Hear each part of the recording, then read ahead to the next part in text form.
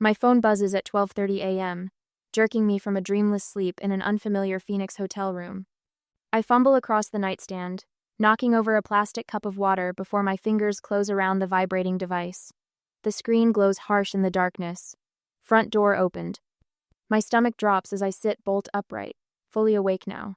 The smart home alert stares back at me, matter of fact, as if it hasn't just sent ice water through my veins. I'm 800 miles from home on a work trip, and according to my security system, someone just walked through my front door. I swipe through to the app, fingers trembling slightly, checking for other notifications. The system shows only the door opening, no motion detected inside, no other alerts. My first thought is a glitch, but deep down, I know better. Systems like this don't just malfunction in such specific ways. Only one other person has keys to my house, my mother, Carol. She stopped by 3 days ago to water my plants while I'm away. There's no reason for her to be there at midnight. My phone buzzes again with a text. For a split second, I think it's Carol explaining herself, but it's just my coworker confirming tomorrow's client meeting. I set the phone down, but sleep feels impossible now. The next morning, a text from my mother arrives as I'm getting dressed. "Everything's fine, honey. Double-checked yesterday." I stare at those words, the casual timestamp of yesterday, contradicting what my security system reported. She hasn't been to my house in the middle of the night, at least not according to her. This isn't the first time I've caught my mother in a lie. Growing up, Carol had a habit of borrowing my things without asking: clothes, jewelry, even money from my first waitressing job. "We're family," she'd say whenever I confronted her. "What's yours is ours." The irony doesn't escape me that now, at 31, I pay for my parents' internet, help with their mortgage when they fall short, and cover the car insurance they can't afford. Yet they never miss an opportunity to criticize my career choices, my single status, the size of my house. So much space for just one person, Elodie. Just last month, my sister Danielle called with another emergency, her fourth this year. Her kids needed new tablets for school, she claimed. When I suggested less expensive alternatives, my parents didn't speak to me for a week. The silent treatment, their favorite weapon since my childhood. I take a deep breath and call Carol directly. "Mom, did you go to my house last night? I got an alert that my front door opened around midnight." A pause stretches across the line before Carol responds, her voice deliberately light. "Oh, honey, the app must be glitching. You work in IT, you know how technology is." My free hand, which had been trembling slightly against the hotel desk, steadies as her deflection confirms my suspicions. I screenshot the alert while we're still talking and save it to a secure folder on my phone labeled Evidence. I've started keeping records of these inconsistencies, though I'm not sure why. Protection, maybe. Validation that I'm not losing my mind. "That's strange," I say, keeping my voice even. "The system's never glitched before." Carol clears her throat. "Listen, I meant to tell you Danielle's kids need new school clothes. The fall semester starts soon, and you know how fast they grow." The subject change is so abrupt it almost gives me whiplash, but it's familiar territory. This is how every confrontation goes redirect to someone else's needs, preferably Danielle's children, whom I adore despite everything. "I can't help right now, Mom," I say, surprised by my own firmness. "I've got back-to-back meetings all day." The silence that follows carries more weight than her words ever could. I'm violating the unspoken family contract. Elodie provides. Everyone else decides how much is enough. "We'll talk when you get home," she finally says, disappointment heavy in her voice. After we hang up, I stare at the security alert again. I have 2 more days in Phoenix before I fly home. Whatever happened at my house last night, I intend to find out myself. I've spent years being the responsible one, the provider, the peacekeeper. But some boundaries shouldn't be crossed, even by family, especially by family. After the business trip was over, I returned home. My key slides into the lock with a familiar click. After 3 days in Phoenix and a flight delay that stretched my nerves thin, all I want is the comfort of my own space. I drop my luggage in the entryway, kick off my shoes, and collapse onto my living room couch with a groan that comes from somewhere deep within my tired body. Something hard jabs into my lower back. I shift, reaching beneath the cushion, expecting to find the television remote, or perhaps a pen that slipped through the cracks. My fingers close around fabric synthetic and stretchy. I pull it out. A fishnet stocking dangles from my hand. What the hell? I mutter to the empty room. The stocking isn't mine. I've never owned anything like it. As I examine it with growing unease, my hand dips back under the cushion and encounters something else. Something made of firm silicone, with an unmistakable shape. I yank my hand away as if burned, then force myself to reach back in and extract what I already know is there. An adult toy. In my couch. My stomach lurches. I drop both items onto the coffee table and spring to my feet, suddenly desperate to check the rest of the house. I move from room to room with growing dread, searching for signs of forced entry, broken windows, splintered door frames, ransacked drawers. But everything looks normal. Too normal. Almost deliberately so. The truth slams into me with nauseating clarity. Someone with a key has been using my home. In the kitchen, I yank open the dishwasher, intending to unload it before unpacking. 3 wine glasses stand in the top rack, each bearing a distinct crescent of lipstick in various shades. I never wear lipstick. I live alone. These aren't my glasses, though. They're certainly from my cabinet. The longer I look, the more I notice. Furniture slightly askew from its usual position, a faint stain on the carpet I don't recognize, the lingering scent of unfamiliar perfume. Each discovery sends another pulse of violation through me. On the counter near the fruit bowl, a small stack of business cards catches my eye. They're cream-colored with a minimalist design, a simple circle in burgundy with the words Renewal Circle beneath it. I flip one over and my breath catches. The handwriting on the back is unmistakable. Carol's looping cursive noting dates and times. Tuesdays 8 p.m. and special session, Friday 10 p.m. My mother's handwriting. My mother's gatherings. In my house without my knowledge. I move toward my bedroom, dreading what I might find but needing to know. The pillows on my bed are arranged differently than how I left them. I always place them symmetrically, but now they're casually tossed against the headboard. The duvet is perfectly smoothed, neater than I typically make it. In the master bathroom, I find a receipt tucked behind the tissue box. Sunrise cleaning service, scheduled for tomorrow, 2 p.m. I didn't schedule any cleaning service. Someone has been intimate in my personal space, my sanctuary. The thought makes my skin crawl. This isn't just about unauthorized entry. It's about what they've done here, who they've brought, what activities they've conducted in my most private spaces. I sink onto the edge of my bathtub, mind racing through potential damages, thefts, or legal liabilities. What if someone was injured here? What if illegal activities took place? My name is on the deed, the mortgage, the insurance policy. The emotional toll hits me in waves. This betrayal comes from the very person I financially support, the mother who criticizes my life choices while apparently exploiting my absence.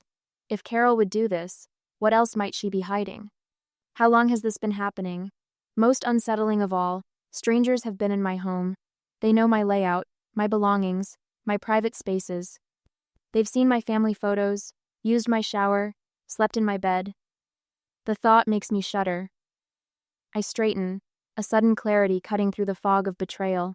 My IT background has prepared me for this moment without my realizing it. Within an hour, I've ordered cloud-connected cameras with motion detection and night vision. The small devices can be discreetly installed in common areas, sending alerts directly to my phone. As I place the order for overnight delivery, a question plagues me. Should I confront my mother immediately with what I've found, risking her denial and cover-up? Or should I gather more evidence first, knowing each day might mean more strangers in my home? What would you do when the person you're supposed to trust most has betrayed your confidence? I stare at my phone, thumb hovering over Carol's contact information, and make my decision. A week after the cameras arrived and were installed, I went on another business trip. On Tuesday, the first camera alert pings at 2 in the afternoon. Carol enters through the front door, glancing over her shoulder before stepping inside. I watch from my hotel room, laptop balanced on my knees, as my mother moves through my living room with the confidence of ownership. She straightens picture frames, I purposely left at slight angles before leaving town. Waters the plants that don't need watering. Opens my curtains wider, adjusts my throw pillows, and repositions my coffee table books into a perfect fan pattern. The familiarity of her movements tells me this isn't her first unauthorized visit. Checking on things, huh? I mutter to the screen, watching her meticulous preparations. The next evening brings a flurry of alerts that pull me from a client dinner. I excuse myself, claiming a work emergency. and duck into the restaurant's quiet hallway to watch my security feed. 6 people I've never seen before follow Carol through my front door, each carrying duffel bags. 2 women bring bottles of wine. A tall man hauls what looks like folding massage tables. My stomach clenches as they make themselves at home. One woman immediately dims my living room lights while another connects her phone to my speaker system. Soft music fills my house. My house as these strangers begin rearranging my furniture, pushing my sofa against the wall and rolling up the area rug. I lean against the restaurant wall, legs suddenly wobbly as I watch a man I've never met, casually moving my grandmother's antique side table to make room for whatever they're setting up. Everything okay? My client appears beside me, concern etched on his face. Fine, I lie, forcing a smile. Just a small issue with my home security system. Small issue. As if watching strangers make themselves comfortable in my personal space is a minor inconvenience, like finding ants in the kitchen. Back in my hotel room that night, I can't tear my eyes from the live stream. A woman lounges on my couch wearing only a silk robe, while others walk around in various states of undress. They touch my things, drink from my glasses, leave lipstick marks on my wine stems. One man picks up the framed photo of my college graduation and examines it before setting it face down on the shelf. Sleep becomes impossible. During my presentation the next morning, I stumble over basic information I've presented dozens of times. Numbers blur on spreadsheets. Client questions require repeated clarification. My boss shoots concerned glances my way when I lose my train of thought mid-sentence. "Are you coming down with something?" he asks during our lunch break. What would I even say? Sorry, I'm distracted because my mother is running some kind of adult pajama party in my house while I'm away. The absurdity of it all hits me, along with the humiliation. Who could I possibly tell? My friends would be horrified not just at Carol's behavior, but at my inability to establish basic boundaries with my own mother. That evening brings the most devastating footage yet. Carol stands by my front door, accepting cash from each person who enters. Her hands move with practiced efficiency, counting bills before tucking them into an envelope. $20, $40, $60 per person. The realization that my mother is profiting from this unauthorized use of my home hits like a physical blow. I sit alone in my hotel room, nursing a lukewarm cup of coffee, wondering how many times this has happened before I installed cameras. How long has my home been Carol's personal profit center? The weight of this betrayal presses against my chest until I can barely breathe. The next morning at the client's office, I find a fresh coffee on my desk with a folded note. Whatever battle you're fighting, you've got this, Jim. The simple gesture from a coworker who barely knows me brings unexpected tears to my eyes. My first genuine smile in days feels foreign on my face. That night delivers the final confirmation I need. My phone buzzes with new alerts, and I watch Carol giving a tour to 3 newcomers. They move through my living room into my dining room, then my kitchen. I increase the volume to catch her words. My daughter has no idea, Carol says with a dismissive wave. She's always working, hardly uses this beautiful home anyway. Such a waste for just one person. One of the guests asks a question I can't quite hear. 3 bedrooms, 2 baths. Carol answers proudly, as if she's the realtor who sold it. The master suite has the most wonderful soaking tub, perfect for our relaxation exercises. My fingers shake as I reach for my phone, but not from fear or uncertainty. Something inside me solidifies into resolve. I search for the non-emergency police number in my contacts and press call. Hello, I'd like to report unauthorized use of my property. I tell the dispatcher, my voice steadier than it's been in days. 20 minutes later, Officer Martinez calls me back. I explain the situation, including the camera footage and my mother's possession of spare keys. Miss Brennan, she says after I finish, what they're doing is trespassing regardless of family relationship. Being your mother doesn't give her the right to use your home without permission, especially not for organized gatherings where money changes hands. The validation in her matter-of-fact tone lifts a weight I didn't realize I'd been carrying. All these years of Carol's small boundary violations, borrowing without asking, criticizing my choices, demanding financial support have led to this moment. The pattern was always there. I just didn't want to see it. I can meet you at your house when you return home, Officer Martinez offers. Sometimes having law enforcement present helps keep these situations from escalating. I'd appreciate that, I say, realizing I don't have to handle this alone. The next morning, My boss stops by my hotel room before our final client meeting. "We need you to stay through the weekend for the Harrington proposal," he says, not a question but an expectation. 6 days ago, I would have agreed immediately, rearranged my flight, and worked the extra hours without complaint. The reliable Elodie, always available, always accommodating. "I'm sorry, but I can't," I tell him, surprised by my own firmness. I have an urgent personal matter that requires my attention back home. While he processes this unexpected boundary, I return to my laptop.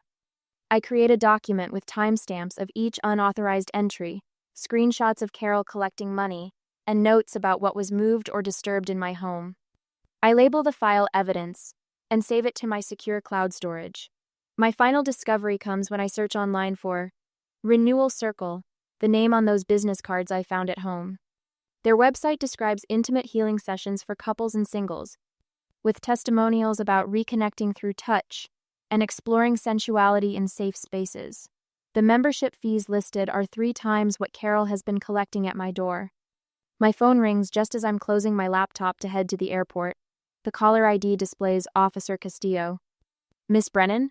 We've received complaints of undisclosed surveillance at your property. Can you come to the station when you return?" The tables have turned. I smile grimly as I pack my suitcase, ready for the confrontation awaiting me back home. As I booked the first flight back home, I arrived the next day. At the present, Officer Castillo sits across from me at my kitchen table, his notebook open, pen poised between thick fingers. The morning sun catches on his badge, sending small daggers of light across my wall. In the 20 minutes since his arrival, his expression has shifted from skeptical to attentive. "Let me understand this correctly, Miss Brennan," he says, glancing up from his notes. "You installed these cameras after finding the personal items in your home?" I nod, keeping my voice steady as I pull up the footage on my laptop. I only place them in common areas: living room, kitchen, entryway. No bathrooms or bedrooms. My IT background serves me well as I navigate through the files. I have every right to monitor my own property. His eyebrows lift slightly as he watches strangers making themselves comfortable in my living room. "And you were out of town during all of this?" "Phoenix, my second business trip." I fast forward to Carol, directing people where to set their bags. "That's my mother, the only person besides me with keys." Officer Castillo's pen scratches against paper. "And you never gave permission for these gatherings?" "Never." The word comes out sharper than I intended. My phone buzzes on the table between us. Carol's name flashes on the screen. I glance at Officer Castillo, who nods. "Go ahead. Put it on speaker if you don't mind." I tap the screen. "Mom?" "Elodie, honey." Her voice fills the kitchen, artificially bright. "There's a misunderstanding with the police. Just tell them you knew about it. It's easier for everyone." My eyes meet Officer Castillo's. "To BTO." His pen hovers over his notebook. "Knew about what exactly, Mom?" I ask, my heart hammering against my ribs. A pause stretches between us before Carol sighs. "About using your house. Look, it started with my healing circle. They needed space, and your place sits empty most days. You work so much." Officer Castillo watches me carefully as Carol continues. "Then other groups offered to rent it. They paid well. I didn't think you'd mind, especially with how much you help everyone else." Her voice drops to a conspiratorial whisper. "Besides, some of that money went to help Danielle with the kids' school expenses." The confession lands like a stone in still water. Officer Castillo's eyebrows rise as he scribbles in his notebook. "Mom, there's an officer here. You're on speakerphone." The silence that follows feels almost physical. "I'll call you back," she finally says, voice tight. After she hangs up, Officer Castillo closes his notebook. "Miss Brennan, what your mother did constitutes trespassing and unauthorized use of property, possibly fraud, depending on what she told these renters." He pauses, studying my face. "Would you like to press charges?" The question hovers between us, heavy with consequence. When Officer Castillo asked if I wanted to press charges against my own mother, I hesitated. Would legal consequences teach her respect for boundaries, or would it permanently destroy what little family relationship we had left? Some lessons come at a terrible price. "I need time to think," I say finally. He nods, understanding in his eyes. "Officer Martinez will help you document everything: the damage, unauthorized use, any missing items." After Officer Castillo leaves, Martinez helps me catalog the evidence: wine stains on the carpet, scratches on my coffee table, a broken picture frame. She photographs everything with meticulous care. My phone rings again, Margaret, my mother's friend from book club. Elodie, I just heard what happened. I'm so sorry. Her voice trembles. I saw Carol's posts about rental space, but I never realized it was your house. She called it her daughter's investment property. The betrayal cuts deeper, not just my mother's actions, but how public they've been. How many people knew before I did? Later, my father calls. I almost don't answer. Princess, Thomas says, his nickname for me landing flat. Your mother was just trying to help people. That circle helped her anxiety, and she wanted to give back. By renting out my home without permission, the anger I've been controlling breaks through. She went about it wrong, he concedes, but her heart was in the right place. I hang up, too exhausted to argue. That evening, an email notification pops up on my phone. One of the Renewal Circle members has posted on neighborhood forums, apologizing for unknowingly participating in meetings at a private residence without the owner's consent. The message has dozens of shocked responses. Minutes later, Officer Martinez calls with news that makes me sit down hard on my kitchen floor. Miss Brennan, thought you should know someone filed an anonymous tip with the IRS about undeclared rental income connected to your address. Her voice softens. It's not aimed at you, but at whoever collected the money. As I thank her and end the call, I realize the ground beneath my family's feet is finally beginning to crumble. Next week, Marazzo's Italian restaurant bustles with Thursday night crowds, the kind of place where red checkered tablecloths and Sinatra classics create an illusion of warmth. My stomach knots as I spot them. My mother, father, and surprisingly, my sister Danielle huddled around a corner booth beneath amber pendant lights. There she is. Dad waves with exaggerated enthusiasm, his voice carrying above the clinking glasses. His weathered face stretches into a smile that doesn't reach his eyes. I thread between tables, hyper-aware of Mom's fingers drumming against her water glass, her gaze darting between me and the exit. A practiced performance of casual family dinner, except for the tension vibrating between them like a plucked wire. You look tired, honey, Mom says the moment I slide into the booth. Classic Carol criticism disguised as concern. Long week. I keep my voice neutral while signaling the waiter for water. Danielle reaches across the table, squeezing my hand with theatrical affection. So good to see you, Ellie. The kids have been asking about their favorite aunt. I haven't heard from my niece or nephew in months. Dad orders a bottle of Chianti without consulting anyone. Our treat tonight. We figured you could use a nice dinner after everything. Everything? I echo, watching Mom shoot him a warning glance. The waiter delivers breadsticks, and conversation shifts to mundane topics. Neighborhood gossip, Dad's golf game, Danielle's oldest starting soccer. I wait, picking apart a breadstick without eating it. They've orchestrated this gathering too carefully for small talk to be the purpose. 20 minutes in, Danielle finally drops the first hint. Tyler needs braces. Can you believe they want $4,000 up front? With Travis between jobs again. Mom jumps in before I can respond. We told her you might have suggestions. You're so good with finances. Travis isn't between jobs, I say quietly. He posts golf photos every morning at the country club. Membership there costs twice my mortgage. Silence crashes over the table. Dad's fork freezes halfway to his mouth. That's different, Danielle sputters. Networking is part of his job search. Mom leans forward, voice dropping. Elodie, we're family. Families help each other. Her eyes darken with desperation. We needed the money for Danielle's mortgage. The bank sent final notices. There it is, the confession wrapped in justification. So you rented out my house. The words hang between us, undeniable now. Dad attempts recovery. Your mother's renewal circle just needed space temporarily. Things expanded from there. Into a business, I finish for him, using property that isn't yours. I pull out my phone, scrolling through screenshots with practiced calm. You've been charging 8 different groups to use my home since January, at $200 per session twice weekly. Their stunned faces confirm what the evidence already told me. Danielle's husband hasn't worked in 11 months, but somehow affords green fees, new clubs, and last month's fishing charter to Catalina. I turn to my sister. Did you know Mom and Dad were funding your lifestyle by renting out my house to strangers? Or did you just not ask where the money came from? Danielle's face flushes crimson. You don't understand. I understand perfectly. My voice remains steady as I pull a small notebook from my purse, flipping it open. I already pay for their internet, electricity, health insurance, groceries, and car insurance. I look directly at my parents. And you thank me by renting out my home to strangers? Mom's mouth opens and closes without sound.